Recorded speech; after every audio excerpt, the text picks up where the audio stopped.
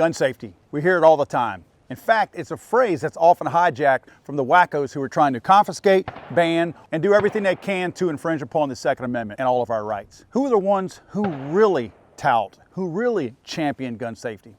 We do. We do the work. We do the groundwork. We do the educational work. We do all the teaching. We do everything we can. Why? Because we care. We care about our fellow man. We care about our brothers. We care about our sisters. Most of all, we care about the fact that we have a true responsibility as gun owners to make sure that all those around us and ourselves, of course, are safe at all times. Today I'm going to be talking to you about the basic fundamentals of gun safety. The first rule of gun safety is treat every gun as if it's loaded. If you approach every gun and follow the other rules of gun safety, but using the first one as a pivot point, and if you treat every gun, even if you know that it's not loaded, if you treat them all as if they are loaded, meaning the muzzle's facing in a safe direction, finger off the trigger, and we'll get more into those later, it's not possible to accidentally or negligently shoot somebody. Somebody hands you a gun, check it. Don't take their word for it. Don't hand me a gun like this, and don't hand somebody else a gun like this. You know why? You want the action open. You want visible line of sight to the chamber before that gun even exchanges hands. I want to put my eyes on that chamber and know without a shadow of a doubt that chamber is empty and there's no magazine in the mag well. That's one way to absolutely make sure that that gun is safe.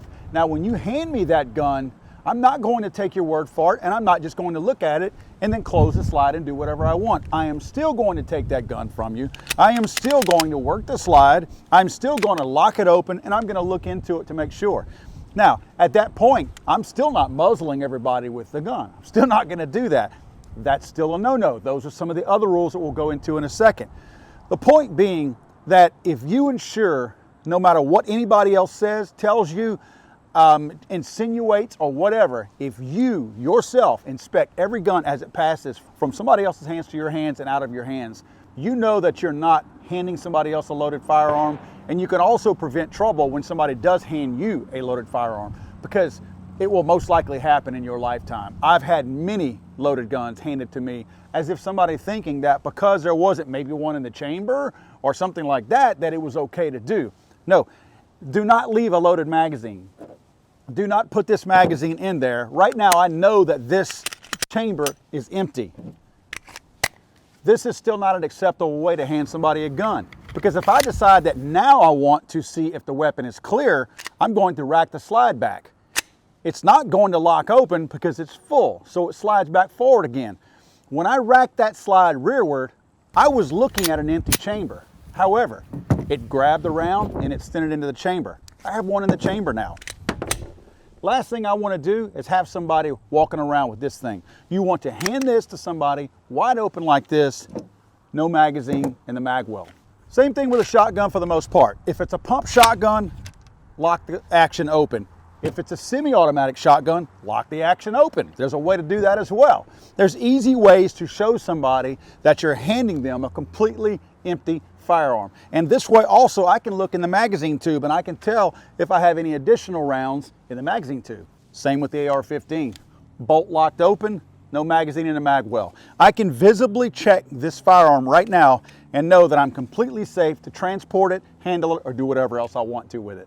Second rule of gun safety is never let the muzzle cover anything that you are not willing to destroy. What's the muzzle? Again, I know we're talking about fundamentals. The muzzle of a firearm is where the round, where the bullet, if you will actually exit the firearm. This is the muzzle.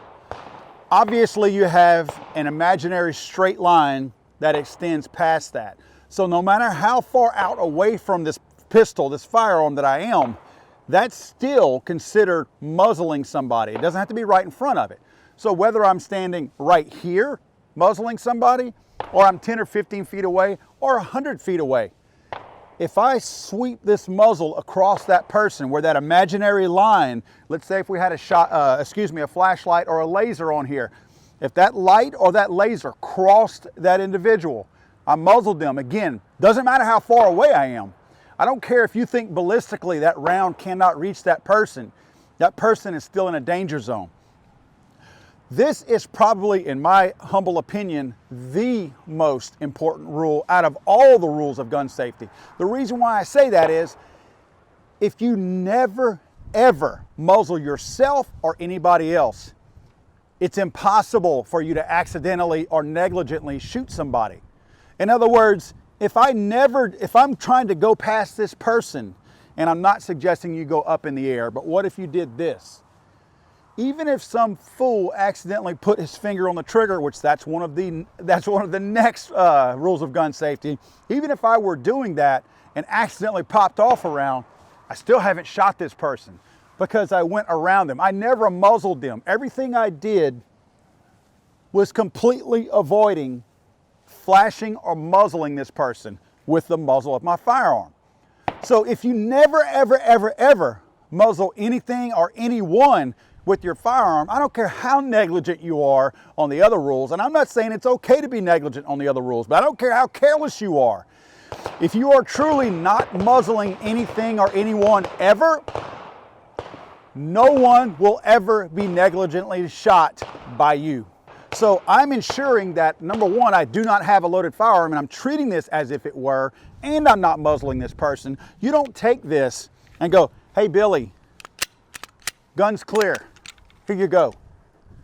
You certainly don't hand a gun like that. You hand a gun like this to somebody, muzzle down. Usually muzzle up is okay too, but in my humble opinion, you're muzzle down when you're handing somebody an unloaded weapon. That gives them an opportunity to immediately glance down into that chamber and really see without having to get under it and look at it. So to me, this is a safer way to hand somebody an unloaded firearm.